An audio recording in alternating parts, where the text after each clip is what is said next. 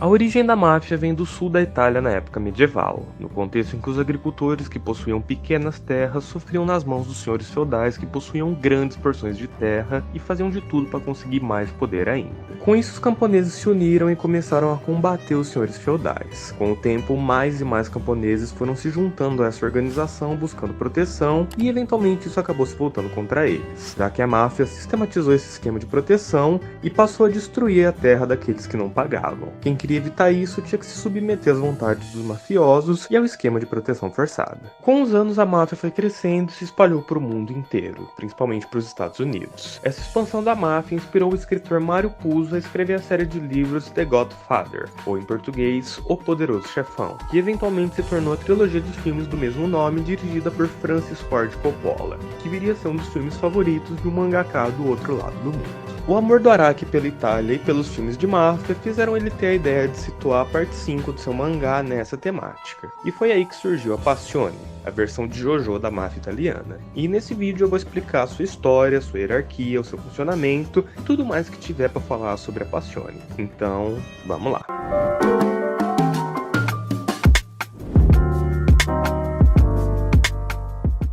A Passione foi fundada pelo Diavolo após ele encontrar as flechas de Stendes no Egito.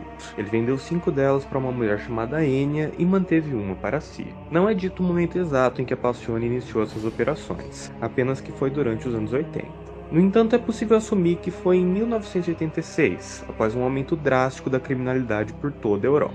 No começo, a Passione fingia lutar contra o tráfico de drogas, mas nas sombras ela começou a fazer suas próprias operações, se tornando uma das gangues mais poderosas da Itália graças à presença de stand users na sua formação. Ao longo dos anos, a Passione foi recrutando cada vez mais membros e se infiltrando em todas as instituições da sociedade italiana, em um esquema que beirava a perfeição. Enquanto rastreava o paradeiro das flechas, o Polnareff começou a investigar a Passione, mas falhou ao perceber o nível de maturidade que a operação tinha atingido. Ele acabou sendo isolado e identificado pelo Diavolo, que tratou de cuidar pessoalmente dele, deixando-o à beira da morte e fazendo com que ele tivesse que fugir para o interior da Itália, esperando que algum grupo surgisse e tentasse se rebelar contra o líder da máfia. Eventualmente ele acabou encontrando isso na figura da gangue do Bucchiarati, que acabou se rebelando contra o seu chefe após perceber a real natureza dele, que estava disposto a matar sua filha só para manter sua identidade segura. Eventualmente, depois de muitas baixas e sacrifícios, eles conseguem derrotar o chefe e Giorno Giovanna se torna o novo líder da Passione. Em 2001, durante os eventos de Vento Áureo, é dito que a Passione possui um total de 757 membros. Eles são distribuídos em diferentes grupos, cada um responsável por uma função. Nessa parte do vídeo, eu vou tentar explicar sua hierarquia.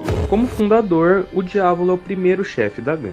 Ele é responsável por comandar os demais integrantes da gangue e supervisionar suas operações. Eventualmente ele é derrotado pelo Giorno Giovanna, que acaba assumindo o cargo no seu lugar. Abaixo do chefe está o consigliere, ou conselheiro. Como o nome já diz, o seu papel é aconselhar o chefe e servir como mensageiro para os seus subordinados diretos. O primeiro a ocupar essa função é o Doppio, mas não é dito quem assume esse cargo oficialmente após a sua morte. Em Purple Haze Feedback, no entanto, é dito que é o Polnareff.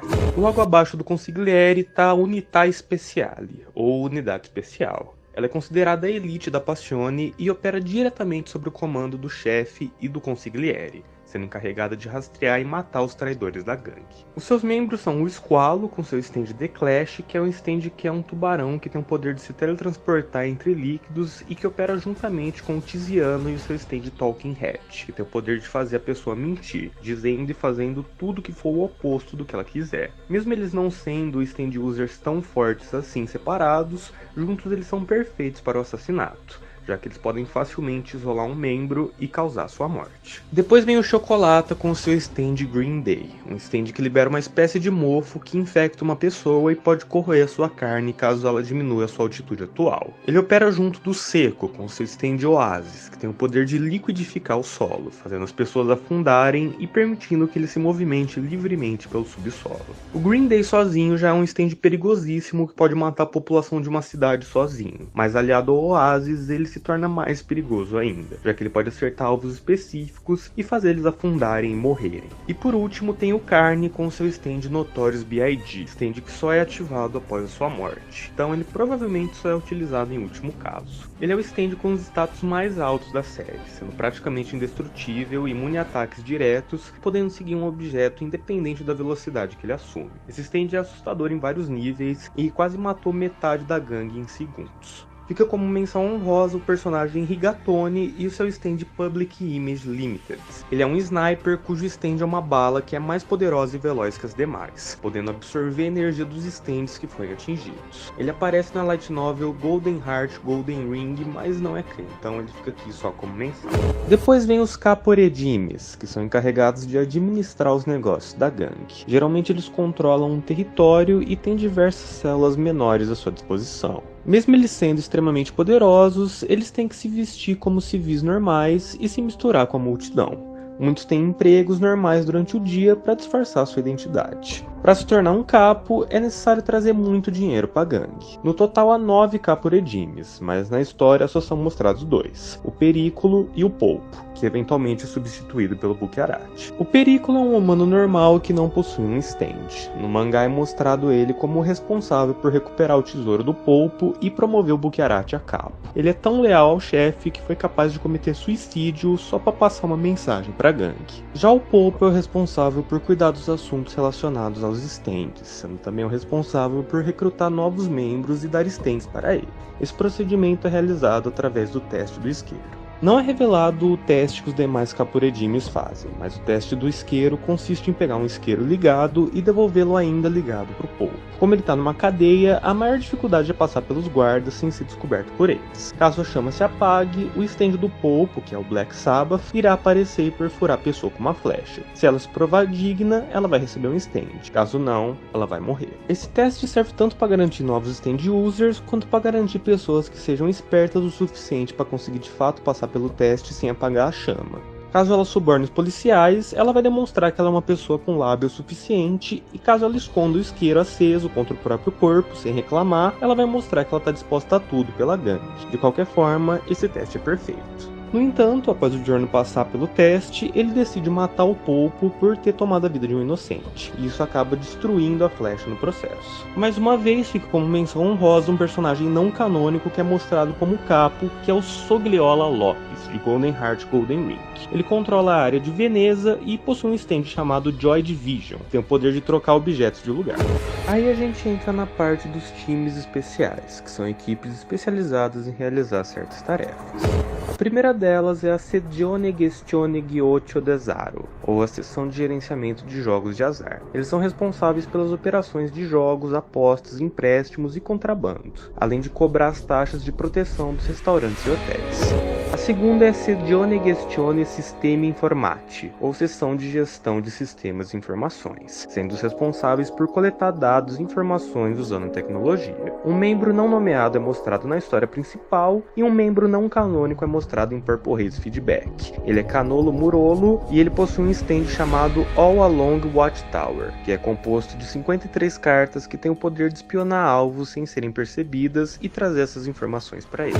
A terceira é a La Squadra Esecuzione, ou a equipe de execução. Ela é um braço da Passione especializada em assassinatos. Em 1994, Risotto Nero foi recrutado pela Passione e formou a La Squadra. Eles recebiam apenas um bônus por assassinato, mas não tinham um território para si. Eventualmente eles ficaram insatisfeitos e foram pedir um território para o chefe, que se negou. Após isso, 2 membros chamados Sorbet e Gelato tentaram descobrir a identidade do chefe, mas foram descobertos e mortos por ele, que enviou eles em pedaços para os demais membros da esquadra, que passaram a se sentir humilhados por isso. Ela é liderada por Risotto Nero com seu stand Metallica, que tem o poder de controlar o ferro, sendo capaz de transformar o ferro dentro do corpo de uma pessoa em objetos afiados, ficar invisível ou matar alguém por falta de oxigenação devido à falta de ferro. Os seus demais membros são Formaggio, com seu stand Little Feat, que tem o poder de encolher qualquer pessoa ou objeto ao cortá-los com uma lâmina, o Iluso com seu stand Man in the Mirror, que tem o poder de levar qualquer pessoa para um mundo espelhado, podendo deixar uma pessoa presa em uma realidade sem o seu stand e tendo que enfrentar o próprio Iluso e o seu stand. O Prosciutto com seu stand The Grateful Dead, que tem o poder de envelhecer os alvos conforme a sua temperatura corporal, fazendo eles morrerem de velhice. O Peste com seu stand Beach Boy, que é uma vara de pesca que pode entrar no corpo de alguém e atingir um órgão vital. O Melone com seu stand Babyface, que é basicamente um humanoide que é criado através do sangue de uma vítima